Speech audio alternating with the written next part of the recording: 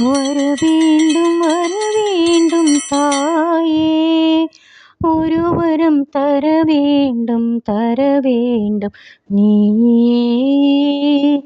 வரவேண்டும் தாயே, அறம் வளர்க்கும் அம்மா பர்வதவர்தினி, ஐயாறு தனில் வாழும் தர்ம சம்பர்தினி, திருவையாறு தனில் வாழும் தர்ம சம்பர்தினி, வரவேண்டும் தாயே.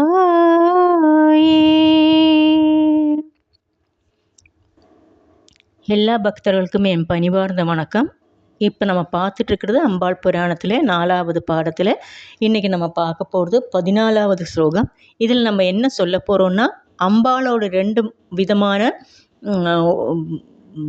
அவங்க பாவத்தை நம்ம சொல்ல போகிறோம். கோபம் வந்தால் அம்பாள் எப்படி இருப்பாங்க, அவங்க சாந்தமாக இருக்கிறதுல அம்பாள் எப்படி இருப்பாங்க. சாந்தமாக இருந்தால் எப்படி இருப்பாங்கிறதுக்கு தான் நம்ம மனித குலம் தான் அதுக்கு ஒரு சரியான உதாரணமாக சொல்லலாம். எல்லா விதமான ஐஸ்வர்யங்களையும் நமக்கு தந்து அருள் புரிகிறது தான் அம்பாள்.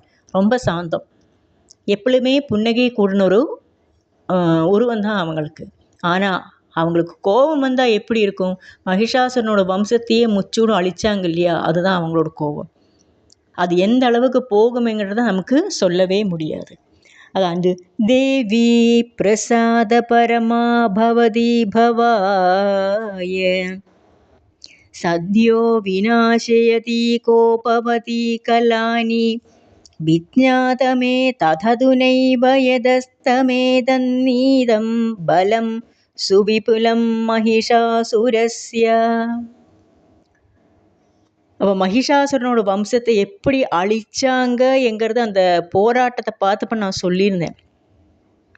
மகிஷாசுரனோடு இரத்தத்தோடு ஒரு துளியிலேருந்து 1000 பேர் உருவாவாங்க.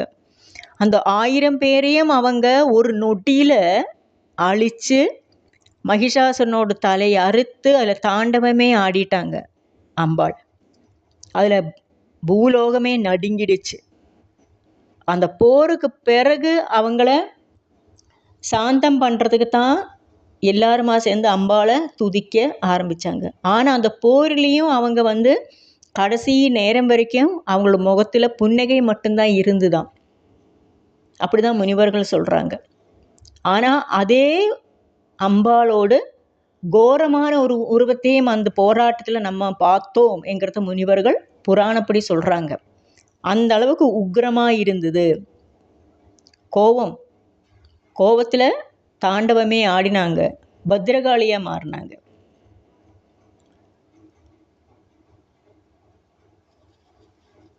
அதுக்கு பிறகு என்னாச்சு? அம்பாளோட அருள் யாருக்கெல்லாம் அம்பாளோட அருள் கிடைக்குதோ அவங்களெல்லாம் உலகத்தில் நம்பர் 1 போவாங்களாம். அந்த உலகத்தில் நம்பர் 1 இருக்கிறவங்களுக்கெல்லாம் அம்பாளோட அருள் அவங்க மேலே, அம்பாளோட திருஷ்டி அவங்க மேலே வந்திருக்குன்னு. தே சம்மதா ஜனபதேஷு ததானி